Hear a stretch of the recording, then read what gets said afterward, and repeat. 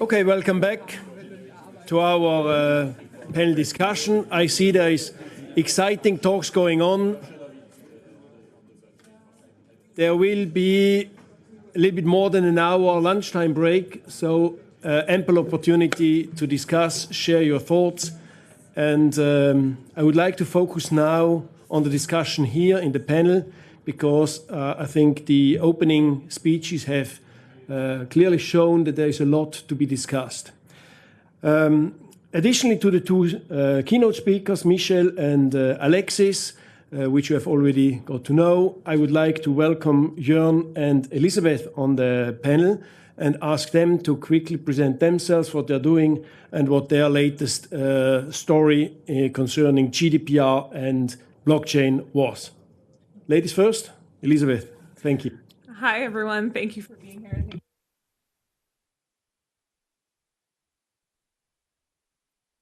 Oh, there we go. Thank you. So much like the GDPR, I have two full-time functions. One is in the blockchain world. I'm a partner at a boutique law practice in Washington, D.C. that focuses primarily on blockchain, but also other emerging technologies. And my second role is as global policy counsel to a blockchain-based self-sovereign identity company known as Evernym, who created a technology known as the Sovereign Ledger, which some of you may be familiar with. So I come at this from both sides. I practiced in London for 4 years, from 2012 to 2016, where I focused very much on European data protection law and multiple drafts of the GDPR, which, as many of us know, is not actually new regulation, but has been around for quite some time now, and came into blockchain about 3 years ago when I was with initially a fintech practice in the UK, and then moved to Perkins Coie, which is one of the biggest blockchain law firm practices in the US that has done many of token sales before they were known as ICOs, and now focus on that in my own practice as well. Thank you. Thank you for having me here as well. I'm happy to discuss GDPR and blockchain with you. When I studied law and computer science, and at that time it was kind of a rare combination. And I went into legal information systems, which at the time was one of the things you could do. Since this field, this combination of law and computer science is really developing now, I quit my job as a CTO for Swisslex, a Swiss legal database, and decided to do a PhD on blockchain governance. And I'm a consultant on blockchain, smart contracts, and data protection. And I also have a project with the University of Geneva to put their diplomas on a blockchain and use also evaluate other means of authenticating digital diplomas. So we are a bit on the same page there, and I really like your project. Also, we take some different approaches in some respects. Thank you. Okay, thank you very much. We intend to use the next little bit more than an hour in four parts. We want to start with a relationship between GDPR and blockchain, so the tensions which there are. We want then to see how solutions are potentially there to reconcile these tensions, and also then grasp upon the idea that in principle GDPR and blockchain have some very similar objectives, general objectives, in terms of giving back data ownership to the users. And finally, in a big fourth part, we also would like to have the open discussion with all of you, because we have seen already this morning there's a lot of knowledge and know-how we can grasp. So to start with, we have heard already this morning very strongly what all these different concepts where we have tension points. And the first one I would like what Oliver called the concept of controllership, and the role of data controllers and data processors and the respective liabilities. And I would like to start with opening that part of the question, say, how do we define these roles? Because we have seen also from Michèle that there are different interpretations possible. Now, If I may ask you, Elizabeth, to start with that question, data controller, data processor, and the respective liabilities in blockchain systems. Sure, I'll try and keep it brief. As you know, it's the subject of a long recent presentation that I gave. So liability is a question that no one wants to talk about. Makes lawyers very unpopular, but it's a very important analysis in this context. As you all know, the GDPR sets out a sort of tri-party data model of the data subject, data controller, and data processor. The model set out there is relatively hierarchical, with the controller, as adequately named, having ultimate control over what happens to the data and determining the purposes and means of processing. The processor, who's subjugated to the controller by acting on behalf of the controller and according to the controller's directions. And the data subject, who, again, adequately named, is aptly subjugated to the other parties in the ecosystem and somewhat below them under that hierarchy.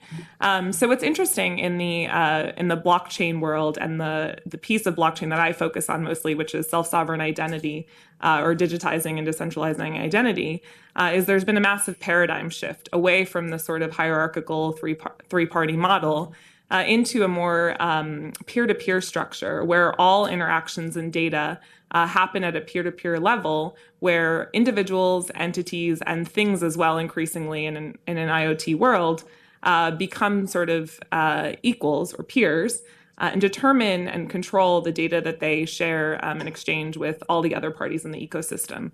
So in that model, you have an individual or an identity owner, as we call them, sitting in the center of their data universe, their data ecosystem, and directly interacting with all the other entities in that ecosystem.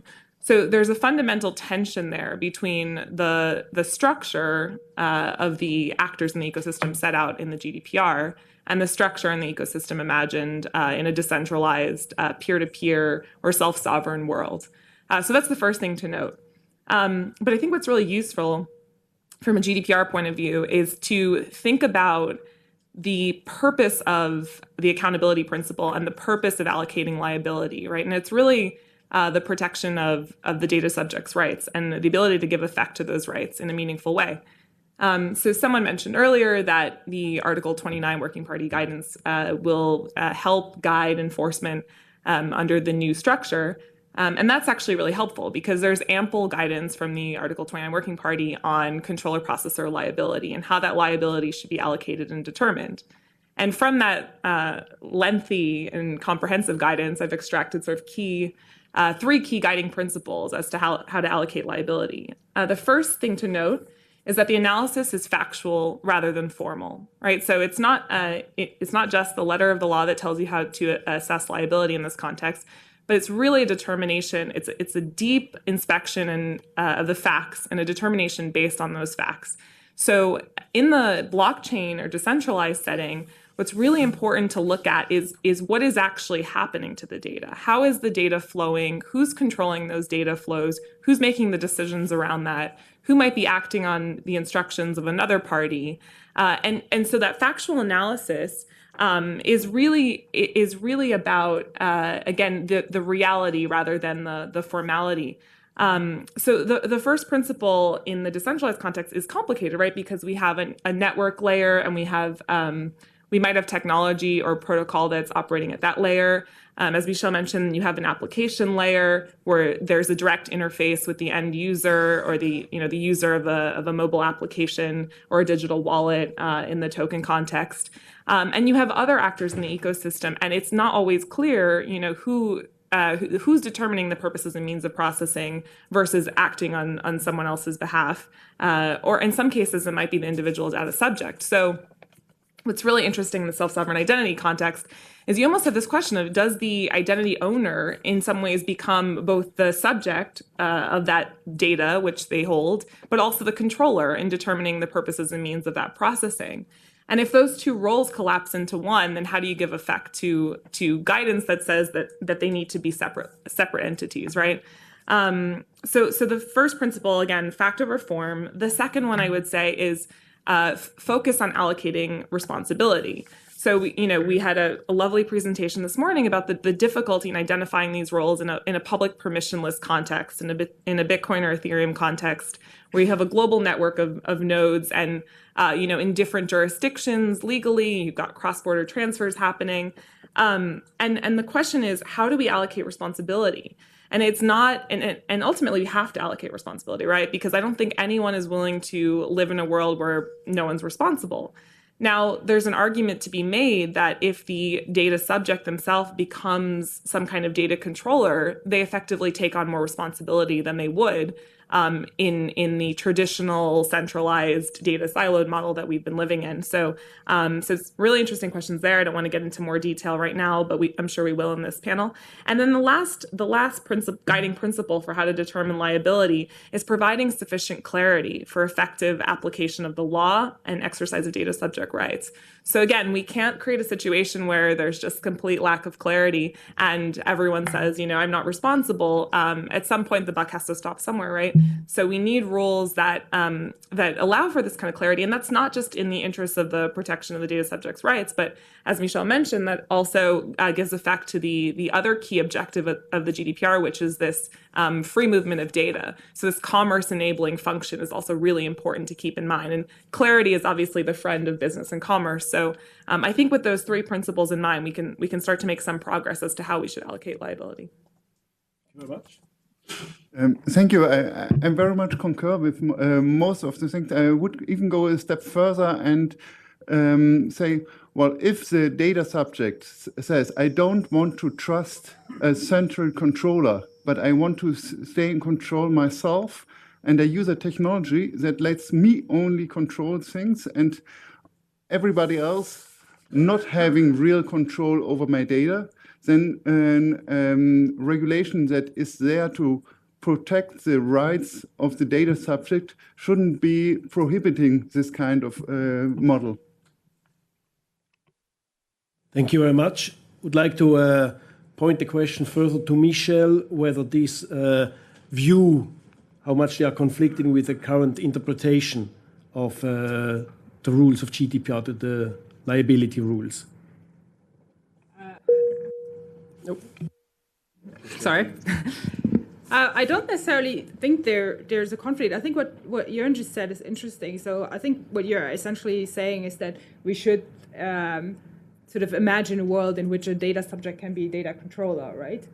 And I think that's not, so if I remember correctly, there's actually a footnote, just a footnote, but I think there is a footnote in the Article 29 Working Party's guidance on social media, in which it says that this is actually something that can be envisaged. So that in the context of social media, you might have a situation where the data subject is also the data controller, where she sort of like posts her data, makes her data available. So I don't think this is something that's impossible under the GDPR. And maybe it goes back to this sort of question that I got at the end of my presentation, that the GDPR, at least, it doesn't stand in the way of this, right? I mean, in order to have this recognized, I don't think you would need to change the legal framework. You just have to sort of have an interpretation thereof that gets consensus, and then you would be able to do that and work on the assumption of that without actually needing to change the legislation as such. But the sort of legal certainty and clarity to achieve that just isn't there yet right now. Okay, and maybe to close this subject, would like to ask Alexis how they put that liability question in practice. Well, as I explained during the presentation, we decided to involve the issuer of the degree, I mean the school, as the main actor of the solution. So when we issue degree on our very own, in our situation, we can consider that the data controller will be the issuer. As a solution provider, we also have a co-responsibility regarding the compliance with the regulations. So it's very important for us to build a solution that would comply with the regulation. And after, well, I think the consultation of the degree is not the topic regarding this liability. But yes, in our precise case, the school issuing degrees would be the data processor.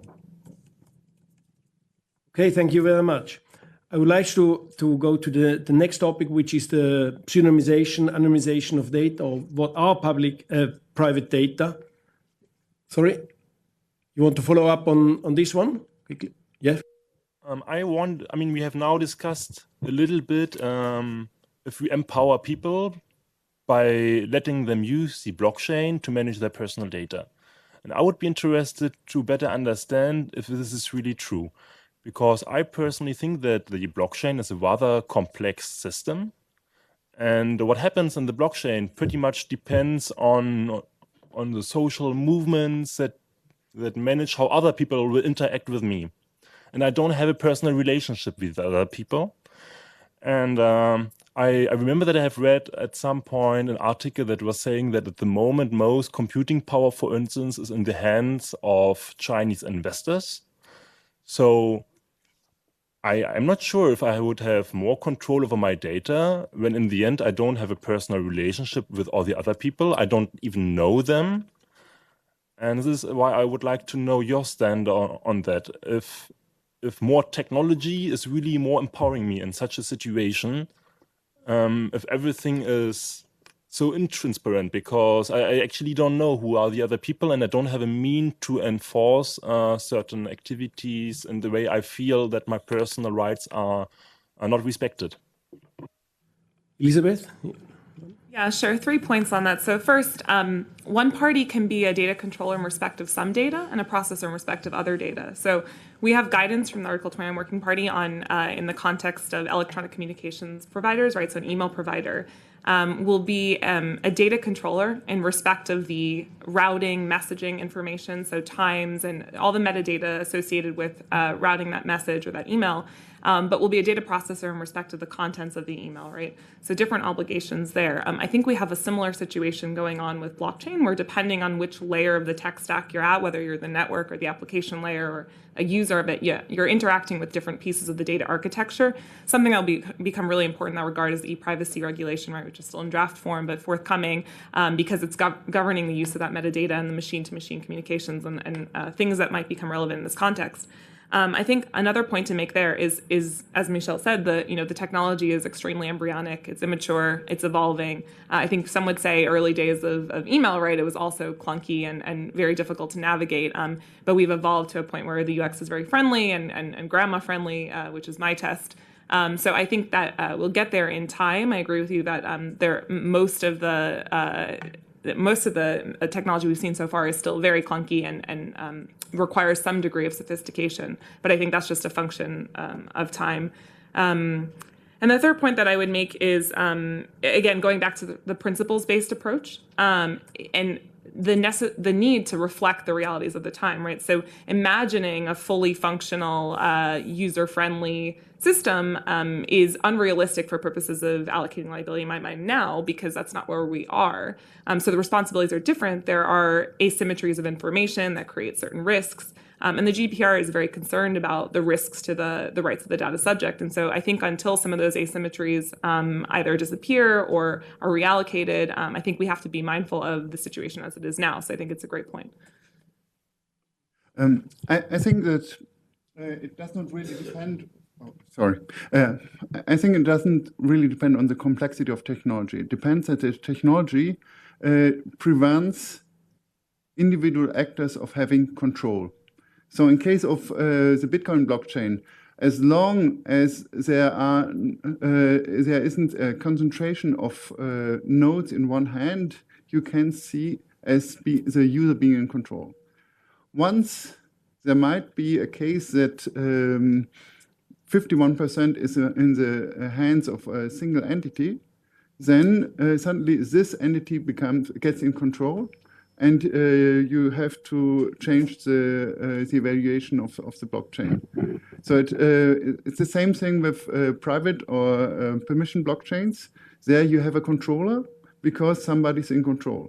So it can be that you have a peer-to-peer system that used to be in the control of the data subject, but somebody getting into control later on. And I think this evaluation is true not only for blockchain, it's true for all kind of peer-to-peer technology. And I think it's important in the view of human rights to protect the ability to use peer-to-peer technology.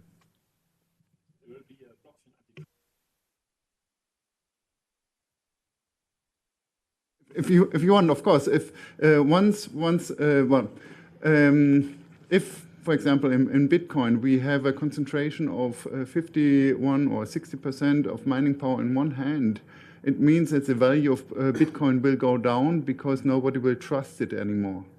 So it's a built-in antitrust regulation, if you want so.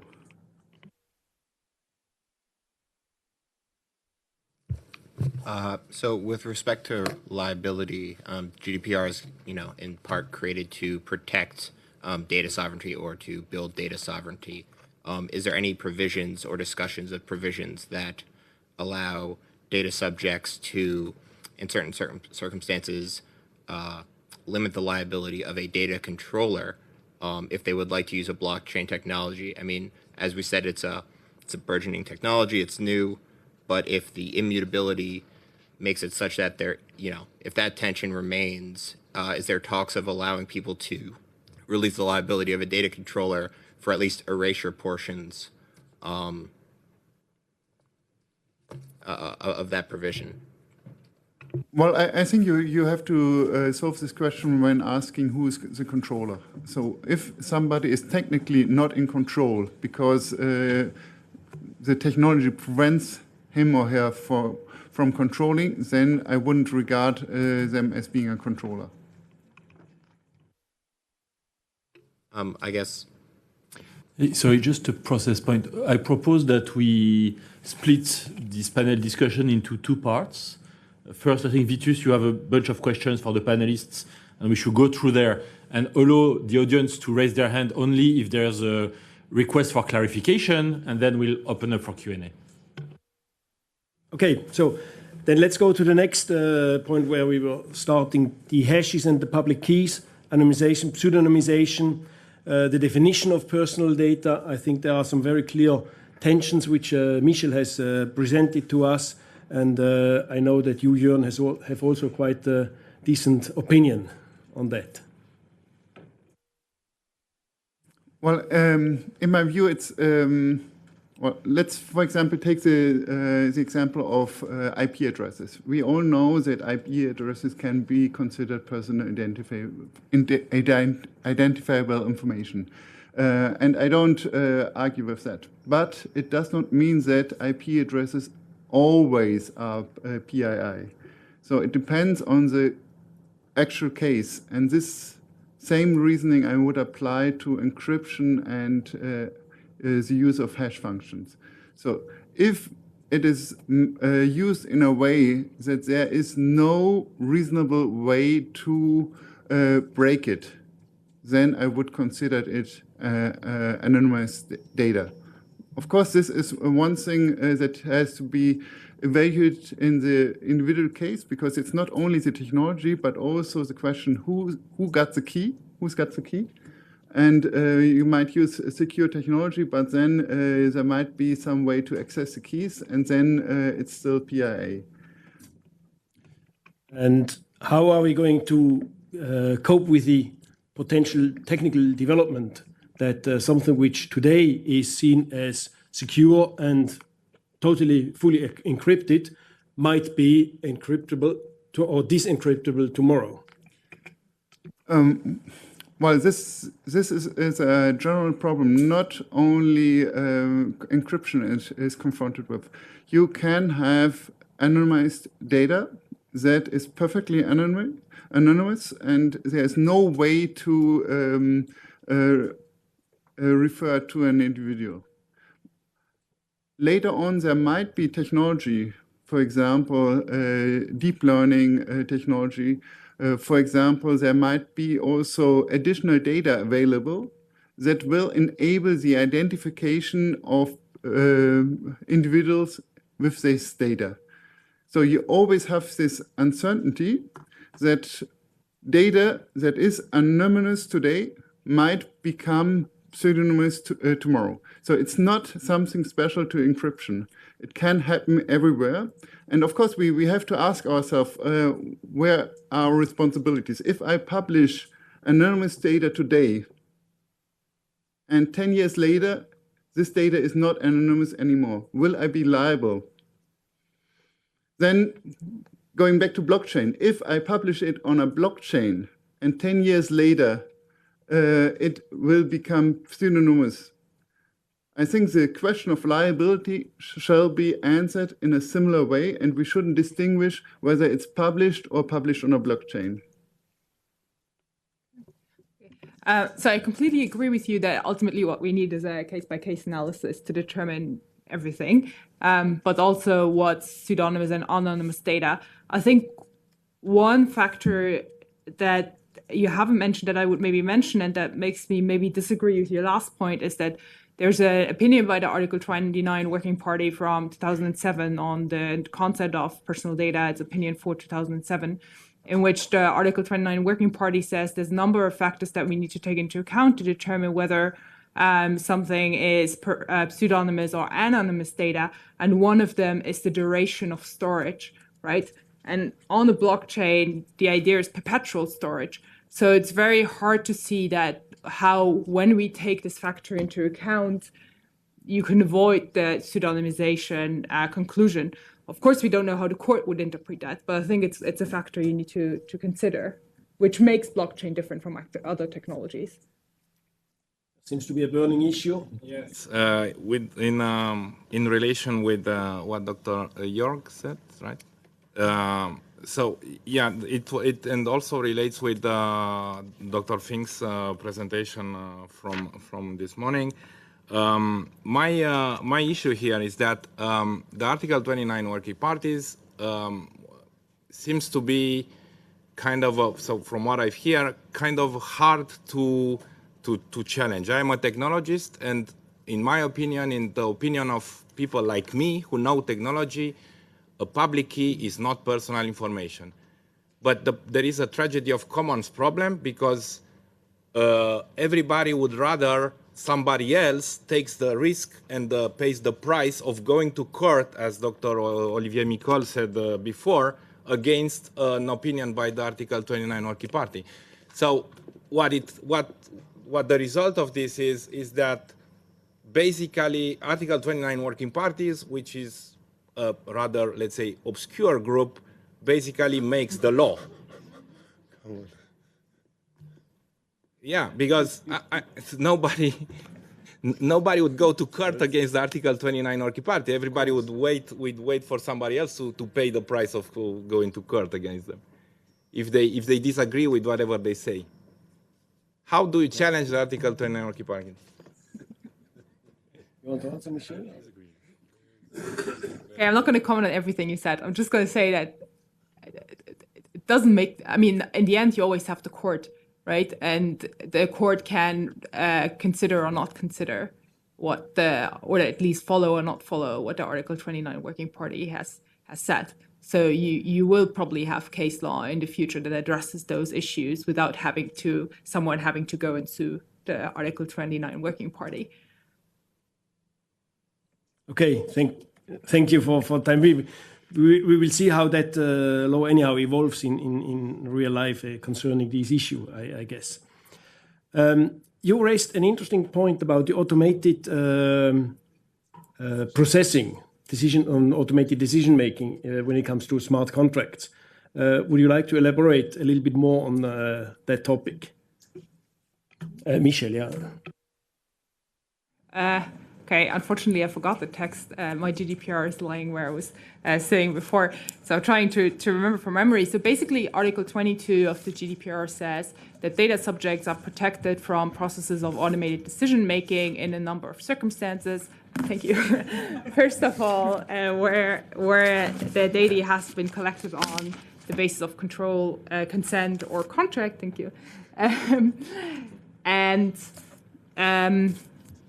And in circumstances where the outcome of this automated decision-making would have legal or otherwise significant effects on her, right? And when we look at the history of Article 22 GDPR and what the preamble of the GDPR says about this provision, we can see that this was to prevent things such as, for instance, automated credit scoring, which I think is explicitly mentioned. So it wasn't quite designed for the smart contract context, but of course the question emerges: what happens to a smart contract? A smart contract is essentially a self-executing piece of code, right? So how is this caught by Article 22? And I'm not saying I don't have any definitive answers on that. I'm not saying smart contracts are illegal under EU law whenever, but I think it's something that people should think about, or this group should think about. And I'm a bit surprised that this hasn't really gotten the same degree of publicity than the right to be forgotten on the GDPR and blockchains, for instance.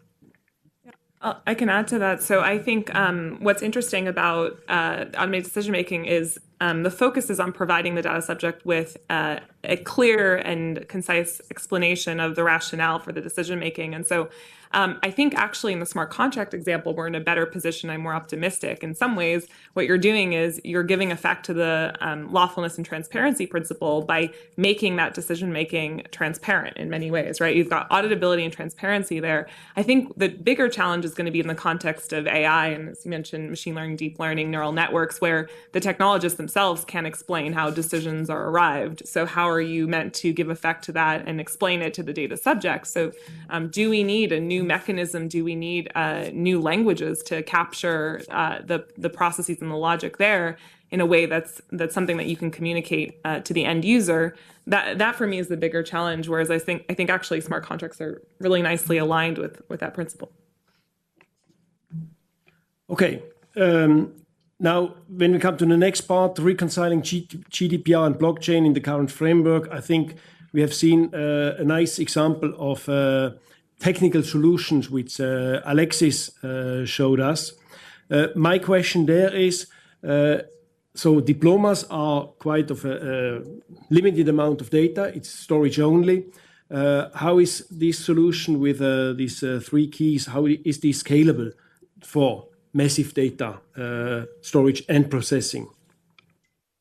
Thank you for asking this question, because indeed I've been invited here in a BC diploma context, but you have to know that we developed an open source framework called Evidence, based on some writing smart contracts on the blockchain, and then smart contracts that allow to decrypt the data. And this open source framework is absolutely scalable and adapted for any kind of little size data of a big value, if I may say. So we are starting the activity in this education and degrees and diplomas sector because we come from this education sector, but we are yet contacted by firms, companies who want to study the possibility to certify their executive education, their internal trainings. Yes, we are yet thinking about using our framework for another kind of data that degrees, assuming the fact that we are still talking and we will always talking about little data, because as we will encrypt and with some algorithm compress the data before storing the data on the blockchain, of course, the size is limited because there is a price, of course, depending on the, well, one of these factors will be the size of the data, but it's totally possible to use our framework for any kind of little data with a big value. The other possibility, which also our colleague from the health directorate mentioned, is the hashing out or then the sorting out in different off-chain databases. How does that relate in terms of protection of the subject owner, or data owner, data subject? So in the identity context, something I'm quite passionate about is separating the transactional pieces of your identity from the interactional or relational pieces of your identity. So what I mean by that is if you think about blockchain in its Bitcoin form sort of as a mechanism to prevent double spend, we can think about a transactional piece of our identity where you can use a ledger to prevent that double spend of your identity, right? Or identity theft or someone impersonating you. But you don't want to use it for other things, particularly where you're most concerned with privacy. And there it's also important to draw a distinction between privacy and data protection. So there might be more implementations that are useful from a data protection point of view that are not so useful from a privacy point of view or anonymity preserving point of view. So Evernym's architecture, which is the company we're in Global Policy Council, takes sort of 3 steps in that regard. The first is trying to push as much personal data as possible off ledger and trying to store virtually no personal data on the ledger. And the idea is that the ledger is a very thin piece of technology that is used just for this transactional piece, primarily for 2 purposes: for revocation registries, which basically say if you have a publicly issued credential, for example, a driver's license, you can use the ledger and an advanced sort of zero-knowledge type of technology to say whether the credential has been revoked or not. It's almost a binary inset or out of set.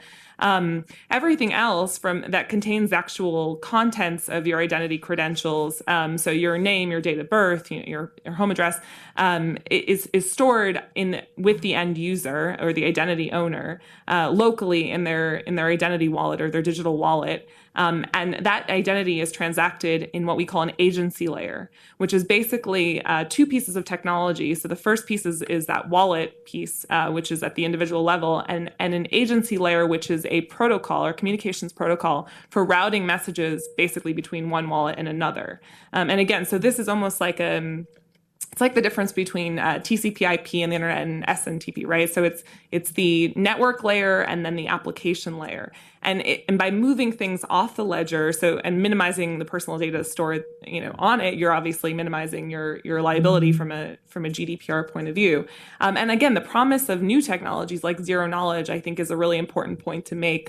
So Evernym is trying to do as much as possible by zero knowledge, and that is wholly in line with principles around data minimization, purpose limitation, storage minimization, right? So privacy by design and default, data protection by design and default. So I think that I'm incredibly optimistic about the potential to combine different pieces of new technology in a way that gives effect to the GDPR, not only in its spirit and in its principles, but even perhaps better than initially imagined.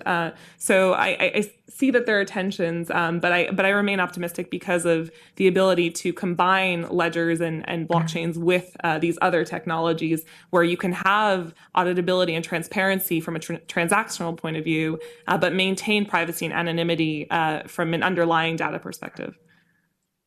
So listening to you, we have some interesting points also discussed in the afternoon when we want to clarify a little bit more, focusing on what kind of guidelines we can give to the community also to apply those emerging or partially already mature technologies which can help us on that one. Now, that is the technical part, obviously. I think there can also be governance arrangements which can impact on GDPR compliance. Michèle, I think you made some thoughts on that one. I can. Okay, so the more I work on this topic, the more I realize that governance is everything in a way. And in the GDPR context, I think it underlines that there really is a need for a case-by-case analysis. So, for instance, if we look at the famous big public and permission-less blockchains, the presumption is that the nodes are the data controllers, right? What, however, if you have a core developer who also controls one of the big mining pools? I think in that context, you might actually argue that that person might be a data controller as well, because they have the relevant control over the network in that case, right? So I think that when we look at GDPR compatibility and blockchains, governance is something that you need to consider to determine, for instance, the nature or the identity of who a data controller is. Okay. The next part. So, you want to add? Add something to governance as a lawyer. Governance is hugely important. I think that there is a trend in the blockchain industry to focus on technical governance. I think that's somewhat short-sighted, and I don't think it's sustainable. I think technical governance is important, but I think the off-chain piece is incredibly important. So one of the things that Everton focused on is building what are called trust frameworks, which is basically like binding corporate rules, right? It's the rules, all the other rules for those intra-company in a binding corporate rule setting or intra-network transfers of data. I think there's a recent proposal from the Bundestag on this as well, as using that as a mental model for how you might build that kind of off-chain governance. But I think apart from assets that are purely native to a blockchain, such as Bitcoin would be on the Bitcoin blockchain, as soon as you have something that lives off chain, so a person, anything, and you have an Oracle function or a need to vet that against what's happening on chain, you need some kind of governance because there's an intervention there that's not purely technical.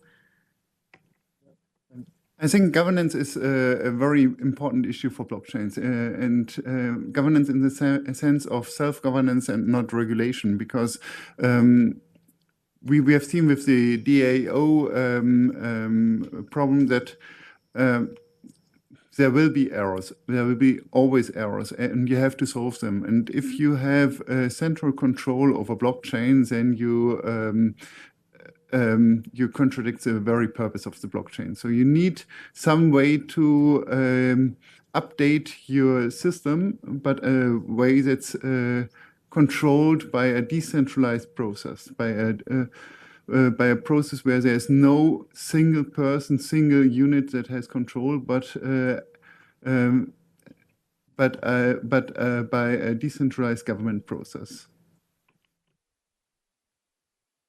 Which brings me to the next topic, which is this right to erasure, right for amendment. I think this is one of the probably mostly or most heavily discussed issue which comes up in here. There are basically two questions: what solutions do we have today?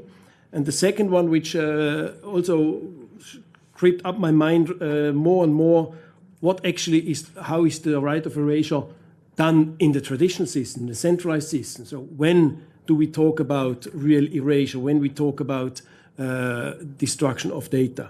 But maybe we start with Alexis on that one, because you have solved that by a technical mean.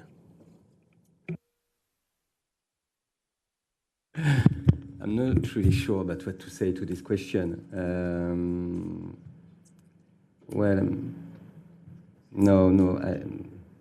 Sorry. Michèle. Okay. Maybe I can start by saying I definitely don't have the sort of like technical expertise to propose any bulletproof solutions. But I think one thing that's interesting to note, or that must be the starting point, is that we don't actually know what erasure means, right? So Article 17 talks about erasure. The GDPR itself doesn't define it. Then you have the Google Spain judgment, which is sort of the famous right to be forgotten judgment, in which case it was sufficient for Google to delink the information. So there was no need to actually erase it. You just had to prevent access to it. So on the basis of that, you can say, okay, I mean, you just don't need, it must just be impossible to access a specific piece of information. And if that's the case, then maybe it's sufficient to destroy a private key to comply with the right to be forgotten. Then last December, we had another judgment in the Novak case in which the court actually said that the erasure means destruction, which is something completely different, right? So it's really hard to know what is actually required, which of course then makes it hard to define the technical solutions that are necessary and that people, are looking and want to build.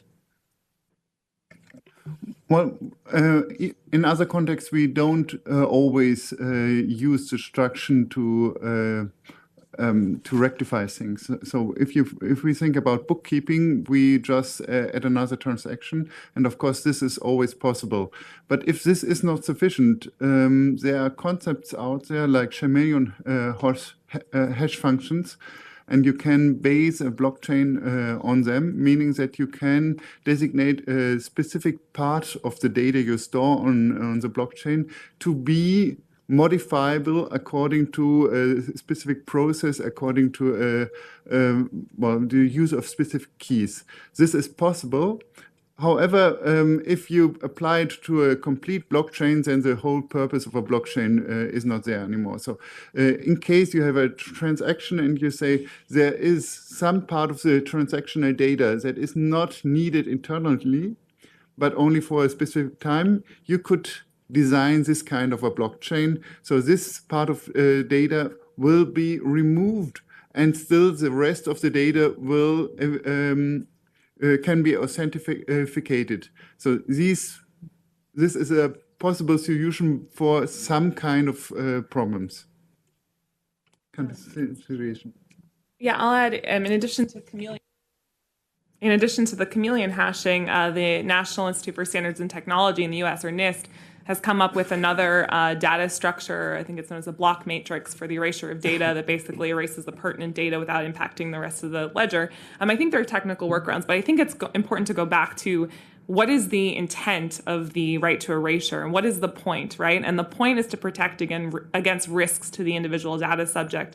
And so the risks-based approach has to be taken into account. And the right is conditional, and, for example, does not apply in the context of where the data is necessary for the execution of a contract. So you might think about if you separate the transactional data from the non-transactional data and you view the transactions as contracts, right? Smart contracts or legal contracts, the right to erasure wouldn't even apply in that context. So first you have to meet one of the conditions, and then there are a number of exceptions that apply. So I think that a lot has been said about the right to be forgotten, perhaps too much, and I think that there are solutions, both legal and technical, that again are very promising.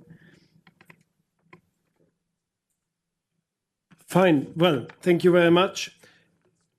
As you have mentioned, to come to the third part, blockchain development and also GDPR have its roots, or their roots very much in this more decentralized protection of own data, on protection of own personality. So what are the most promising features of blockchains to fulfill the requirements of Article 25 of GDPR to provide technical and organizational measures for better data protection? I think, Jorn, you have been quite much engaged in that topic. Well, of course, there is a bunch of technical approaches. We have talked about already, like encryption hashing, zero knowledge proof, chameleon hashes, homomorphic encryption we haven't talked about. And of course, private blockchains can solve some problems, but they're kind of a different animal anyway. And then there's the legal side of it. If you see the storage on the blockchain as just something that is done in a way to do something else, which is your contractual obligation. So you store data, but the real purpose is not the storage of the data, but to do something else, then you see all these kind of problems. But if the user just wants to store this data, like, for example, in a Bitcoin transaction, and if you ask a service provider that this Bitcoin transaction should be done, then the service provider will exactly do what you ask them to do. And it's not like a by condition that they will process some data, but they have to inform you that they will process some data, but it's exactly what you do, and it's the content of the contract. So I think if we see the user being in control and just requesting his data to process in a specific way as the main purpose of this control, I think we can have a different view on the roles in the processing. Yep. I think the obvious ones are auditability and transparency, but I think what's really interesting is data portability.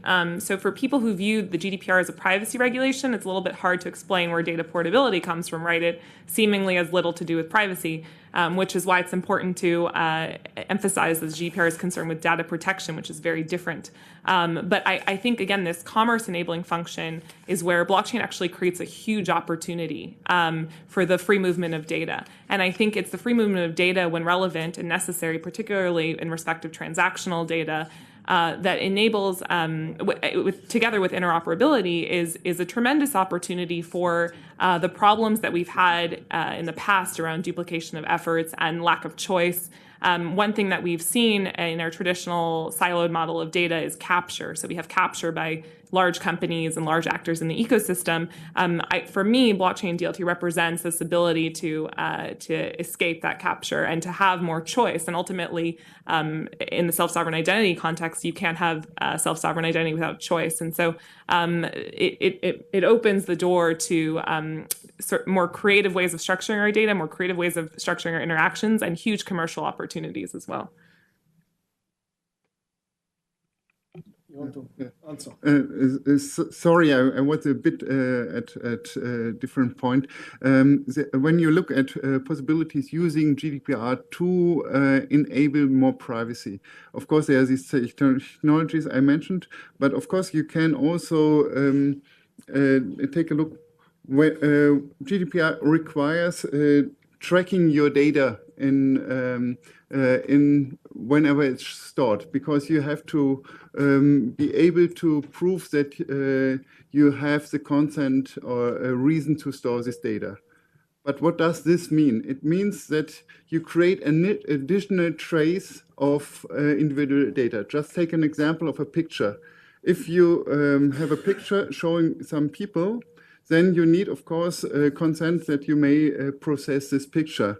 While the picture may not be clearly identifiable, with this kind of metadata, it is clearly identifiable. So in the name of GDPR, you are not doing data minimization, but the exact contrary. You are aggregating even more personal data. And here the blockchain can jump in, and you could have just a link from the photo to the blockchain and have the permission on the blockchain.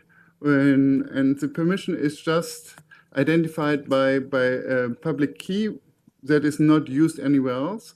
And this data subject can withdraw the permission by modifying the entry, or by, well, of course, adding another entry to that public key on the blockchain. And nobody has to preserve a trail to the individual who has taken the permission of the photo. It's sufficient to have a trail linked to the entry of the on the blockchain. So you do actual data minimization, and this principle is used not only for photos but also for health data, and it enables you to use blockchain to do much more data minimization than you can do with traditional systems. Okay, thank you very much. I realize that there is a lot of nodding in the audience, a lot of also some shaking heads. So I'm sure you are bursting to ask your questions. We'll come in a minute to that, because I would like to close this round with a topic Michèle mentioned as well, that Article 40 of the GDPR encourages the creation of a code of conduct. And my question here is there a need for it specifically in the blockchain area, blockchain space, or is that rather up to the verticals which are there? And if yes, what would be its core principles? So who wants to start? So I mentioned trust frameworks earlier, which, as I said, act sort of as binding corporate rules or binding network rules for a particular network. But I think that there actually is a need to focus more narrowly in a particular domain or particular industry, because I think the data is different. So I think if you're in healthcare, for example, you have different concerns around managing the data than you would if you're in the entertainment industry, or if you're, so I think sort of a wholesale approach is probably going to be ineffective and overly broad. I think a more principled industry domain-focused approach is probably preferable, and also for the reasons around we don't want to inadvertently have the GDPR require more data collection and processing and storage, right? So we have to worry about the sort of unintended effects from a record-keeping point of view. But I think that, as I said, one proposal that I've seen is this notion of binding network rules that, again, is sort of a self-regulatory mechanism. So I think most people want to see self-regulatory self-regulation, whether it's technical or otherwise, rather than a top-down approach, because again, that goes against the paradigm shift that we're trying to instill and everything that the technology is meant to represent. So I think sensible sort of domain-specific regulation or self-regulation makes sense. So I see rather an industry-driven than a technology-driven approach in this respect. Well, for my concrete approach, we consider that we are at the very beginning of the usages, the concrete usage. So we are waiting some regulation and some choices to be done. We are not sure to be on the right technology because there are different DLTs with different functionalities. So we consider ourselves more or less as pioneers because there are no so much concrete use case on the blockchain destinated to the population. I don't talk about crypto to crypto projects. So we don't know. We are just expecting some choices to be done that could confirm that our solution is the right direction or not. In any way, at BC Diploma, we love the idea of the full decentralized data. And that's a different point of view that Jorn, Elizabeth, or Michèle one. But that's our point of view. Okay, thank you very much. I think it will also cover the EU Blockchain Forum and Observatory further to discuss this code of conduct principles eventually, if not even be in written form. Now, I apologize if I have been rude to some of you in the morning session by cutting questions, but I think in the view of progressing the topics, that was quite needed. It's now open to all of you, basically, to ask the panelists, the presenters, to come back to all of the questions which might have arisen during this session. So please shout out.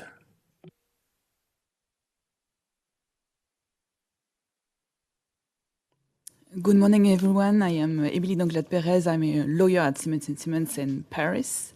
And I have a question about blockchain and the territorial scope of GDPR.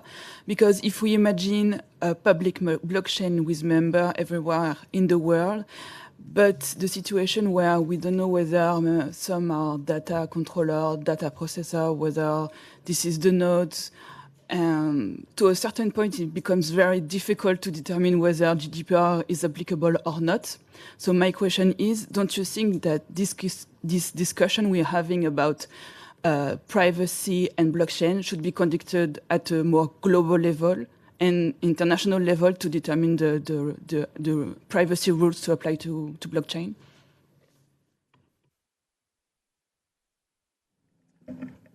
I mean, I think the territoriality point is an issue, but maybe I misunderstood you, but I don't see how the fact that you have nodes in various countries may ever allow you to evade the scope of application of the GDPR, right? Which I think, is that what you were saying, or did I misunderstand you? About nodes, it's more about should the node have the legal personality? I think at some point it's not definite yet. So no, my question was more related on the fact that nobody knows at this point whether the nodes are data controller or whether this is the members of the blockchain. So if we can't define where the data controller is, according to Article 3 of GDPR, you don't know whether GDPR is applicable or not. I mean, I'm pretty sure the court will always find a data controller in whatever case it is faced with. I guess it's more a question of, if the nodes are a data controller, then how do you get them to comply, especially if they're located outside of the territory of the EU? But there'll always be a data controller. It's just a question of who it is. Yeah, I would add to that the second piece of Article 3. So yes, you have the establishment test under the territorial scope, but you also have the activities test. And I think you can argue that the vast majority of these networks are probably offering some kind of service, potentially. So you would still, even if you can't necessarily identify a legal personality to attach the establishment test to a specific node that's outside the geographic scope of the EU, I think you might still fall under the activities prong. Certainly if there's any kind of profiling going on, which might be the case if there's some high-level automated decision-making. So I think Article 3 is pretty broad, and I find it a little bit hard to escape. But I think even if even if you can identify where those nodes are, if you're in a permissionless setting, for example, just the fact that you can't control where they are probably means that they're probably global or outside the scope of the EU. So I think in that way you have to assume a global perspective. I think a global perspective is certainly needed, but this is not specific to GDPR. It's specific to all kinds of regulations that applies to blockchain.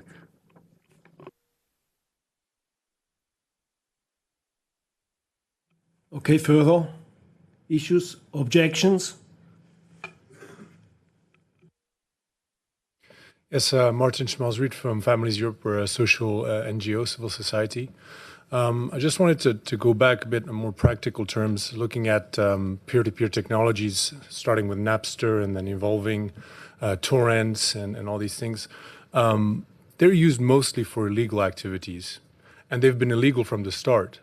That didn't prevent them from really upscaling big time, picking up a lot, being uncensorable, gradually, leveraging Tor and all kinds of other things. So we're all discussing here as if just because blockchain is kind of incompatible with GDPR, it may have tremendous consequences for the future development of the technology.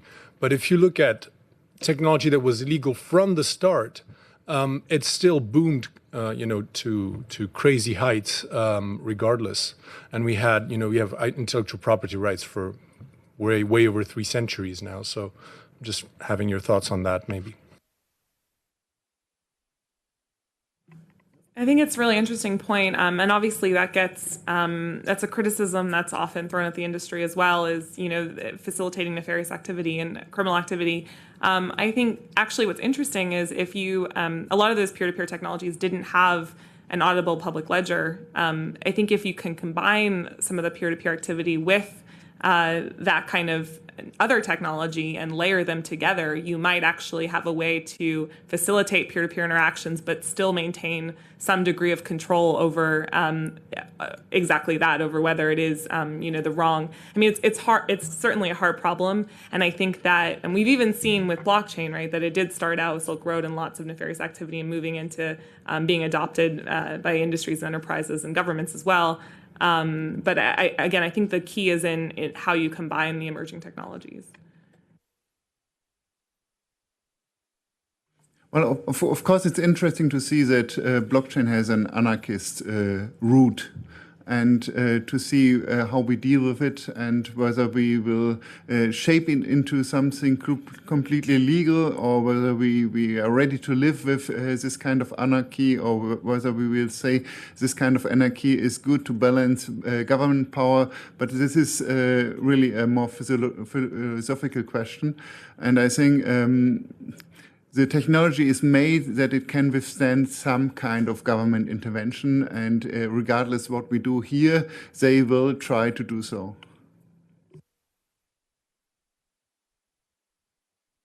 Yes, hello. Yasmin Battista from F2 e-commerce and platforms. Just a question. So imagine we end on the positive note that you concluded on this morning, and saying these things are going to be resolved. And so I was wondering, with regard to the aspect of how platforms are using, and artificial intelligence is evolving, and how the personal data is used in this context, and there's upcoming worries or criticisms about how you go about the data, how the machines will go about the data, and how to secure this kind of data. Do you see any role by far or by close that blockchain technology can have, and what sort of considerations you think would be common to that aspect? Thank you. To anyone.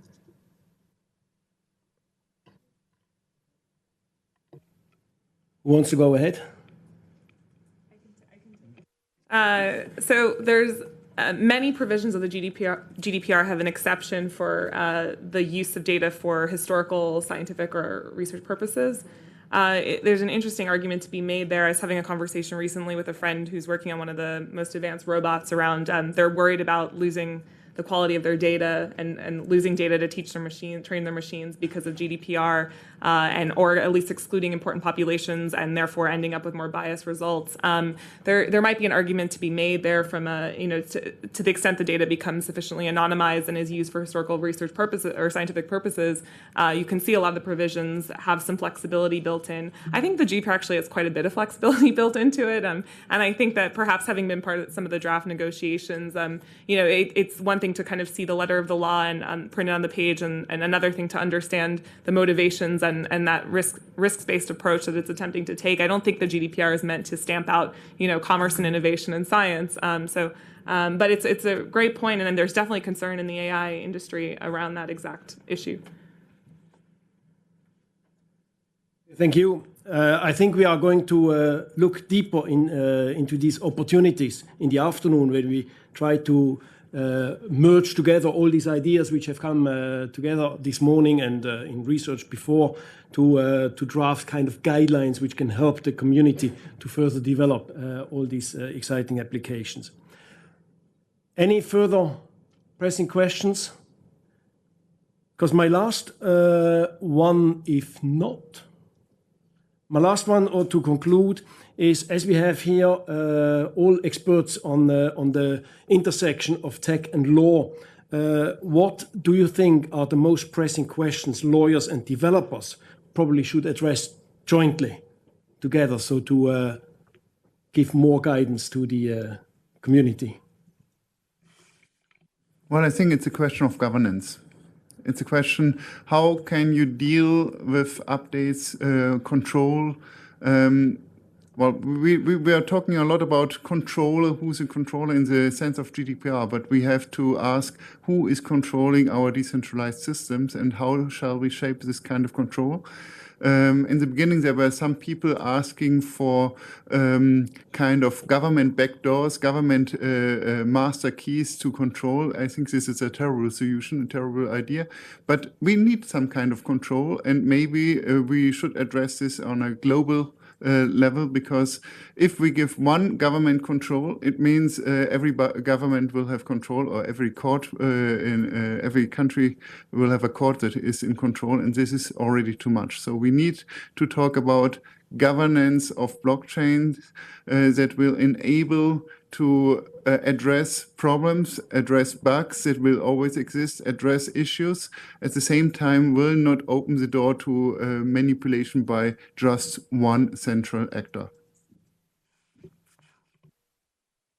I think I'm actually going to second that. I think right now it's usually underestimated how important governance is in blockchain context, how governance is or should be shaped by law, and what the consequences of governance are from a legal perspective. And I think one thing that needs more emphasis right now is that ultimately technology is only what the humans behind it are, and the technology is only what the humans behind it intended to be and use it for and have created it for. And this is definitely something that I think should be borne in mind when we look at specific projects, and it's also something where we have this sort of like strong interconnection between the technological side, the legal side, and also many other aspects. And I think that's something important to focus on. A slight different flavor of governance, I would say, is ethics. I think ethics are becoming hugely important. I think law and technology are converging. You see lawyers getting involved in technology design by law as well, right, with data protection by design default and privacy by design default. You need to get a lawyer involved in the conversation earlier on as almost a legal engineer to product counsel the design choices. But I think technologists are also going to have a forcing function on law. I think there's a lot of hype around smart contracts. We know they're not particularly smart yet, but I do think that perhaps they will will force lawyers as well to be more clear and articulate in their logic and decision making.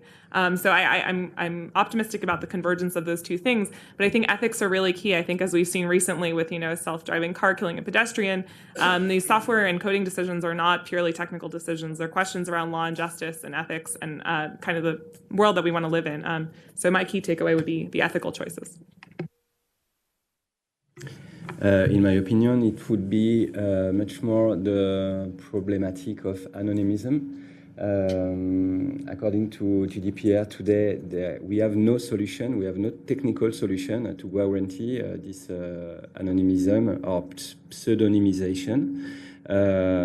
So in my opinion, that would be a great step to think together about how to find a solution that could be used in real use cases to guarantee this anonymism.